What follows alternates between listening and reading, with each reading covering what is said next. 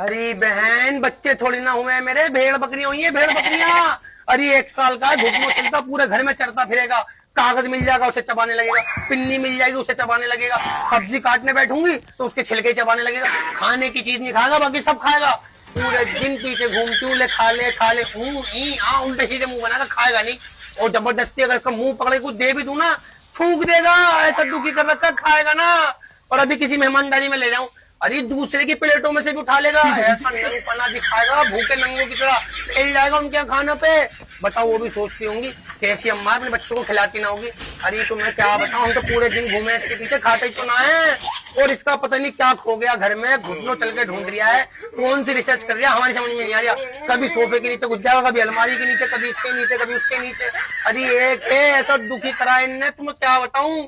कभी दादी का चश्मा खिड़की से बाहर फेंक देगा, कभी अपने बाप का फोन फेंक देगा, कभी कोई सा सामान फेंक देगा। बस तो क्या होता